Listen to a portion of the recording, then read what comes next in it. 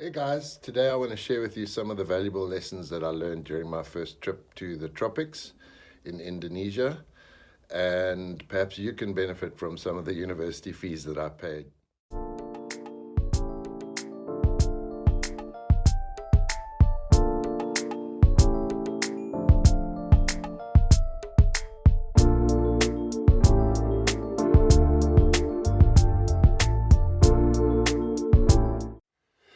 Morning, guys. Okay, lessons learned. Firstly, let's talk about accommodation. When you fly in to your new destination, your new country, try and book a flight that arrives during the day or at best early evening. In other words, before it gets dark. Try not to get a flight that arrives at 11 o'clock at night or 10:30 at night or midnight, for example. You're just making it much harder for yourself, and it might be difficult for you to check into your new accommodation, particularly if you're staying in a place like a homestay, which is very popular in Southeast Asia. So yeah, try to arrive a bit earlier. I found this easier said than done because most of the flights coming into Bali and certainly a lot of the flights coming into certain airports in Japan also tend to arrive at like 11 o'clock at night. And by the time you've got through immigration and got your luggage and everything, it's after midnight. And sometimes the train services and public transport shut down at 1. So that's to be avoided. Secondly, don't overbook in any one place. You know, if you need the security of having a place to stay on your first night, by all means, book online before you get there so you know that you've got a accommodation, preferably close to the airport so you don't have to travel too far on the first night, and get yourself into a place where you can have a nice hot shower and a good night's sleep, and maybe the next day then look for alternative accommodation. So don't overbook in any one place for too long, because you may find, you know, for a variety of reasons that that wasn't a wise decision. Okay, here's a little background for me. I recently traveled quite a lot to Japan, and in Japan you can expect for like 3-star or two or 3-star accommodation, like at the Best Western Hotel in Yokohama, you can expect to be paying about 800 now, probably with the rand exchange rate, about 1,000 rand a night. So I was very pleasantly surprised to find that I could get accommodation in Bali for 300 rand a night, and so tended to overbook the length of stay at that sort of price. However, when I arrived in Bali, I found that actually I could get better accommodation, 3-star hotel level accommodation, for as little as 99 rand a night. So I was staying, by the time I left Bali, I was staying in much nicer accommodation and paying a third of what I was delighted to pay when I first arrived. So I very quickly learned that that it's best not to overbook and necessarily trust these booking apps as well. I found, like, for me, Airbnb didn't work for me, really. I would always find that if I went straight to reception and got a price, let's say, for example, Airbnb were quoting 200 Rand a night. If I went to that same place and asked at reception, I could get it for 150 a night. If I then went away and looked at Agoda, I found I could get it for 100 Rand a night. So it does pay to shop around, and don't overcommit on a particular app, but have a look at, you know, go to reception, see if you can negotiate a better price. So that's my advice on accommodation. Okay, so one of the most important things of traveling in Southeast Asia is your transport. Hopefully you'll have an experience like this, but in reality your experience is probably going to be more like this. You need to hire a scooter That's the most efficient way of getting around. A lot of the roads, particularly in Indonesia, are very narrow, and it's actually a nightmare trying to drive a car. So a scooter is actually the most practical way of getting around. So you need a bag that you can sling across your back like this guy here, or you need to get a surf rack that you can put your scoop and your detector into the surf rack. That was another thing that I considered. I mean, I met one guy who's used to carry everything. So from when he flew in, his entire luggage was worn on his back, and he hired a scooter from the airport. This sand scoop, beautiful sand scoop, was made by Treasure Quest by Henry Clapton.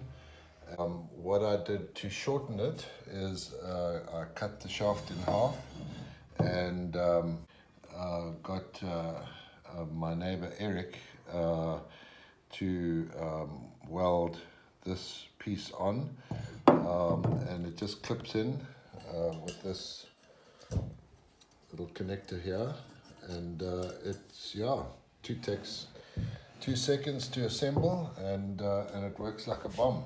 And then I have this bag. You can see how the scoop fits into this bag, and basically wear this bag over my back with a sling, and here's the sling, and that's adjustable, and so you just wear it over your back like a rifle. It also, my metal detector also goes in there, as well as other equipment like my fines bag, my pinpointer. I can also fit a set of goggles and a snorkel. Okay, some of the other lessons I learned was that it's not always wise to use a screen cover.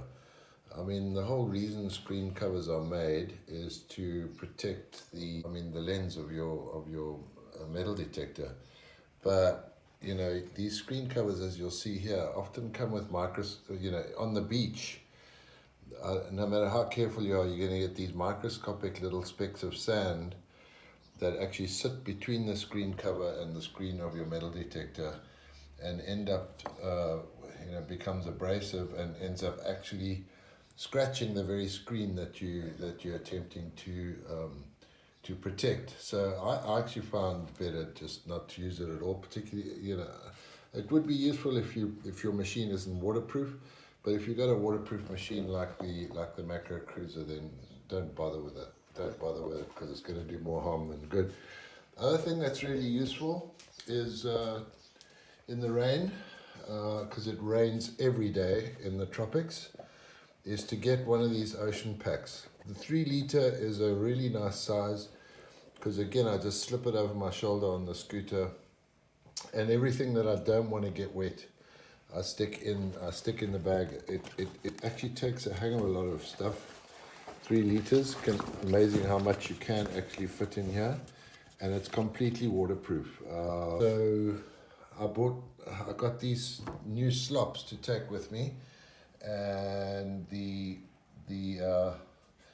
this thing here caused a blister between my big toe and my other toes, and that really got infected, and that cost me a hang of a lot of pain. A small thing like that can really ruin your whole holiday. Just out of interest, what the people in Bali wear is they wear these things, the locals. They're very cheap, they're very, very light, and unlike slops, which are difficult to walk in the wet, and you're always walking in the wet, and you're walking a lot all the time, to walk through deep puddles, and the slops start slipping and sliding, and it's easy for these things to pop out,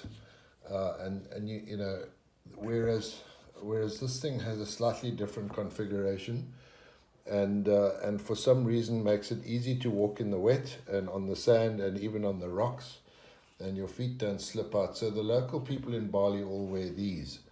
I bought a pair of these and used them for a while, but I found that this thing rubbed against the top of one of my toes and caused another blister.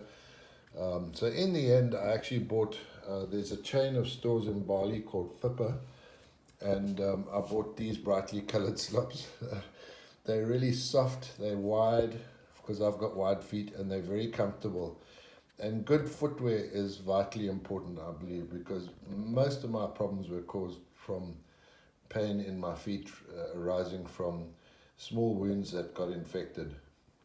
Okay, guys. The last thing I want to talk to you about is the most important thing, and that is what kind of machine to take with you.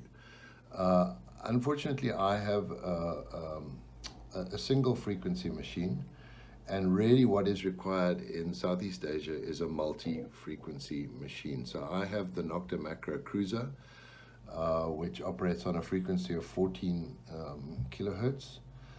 If I'd had the multi-cruiser, I would have had a choice of 3 frequencies. The Equinox 800 offers 5 single frequencies, in other words 5, 10, 15, 20 and 40 kilohertz, giving an 8 times range or ratio from 5 to 40, hence the 5F times 8 technology design.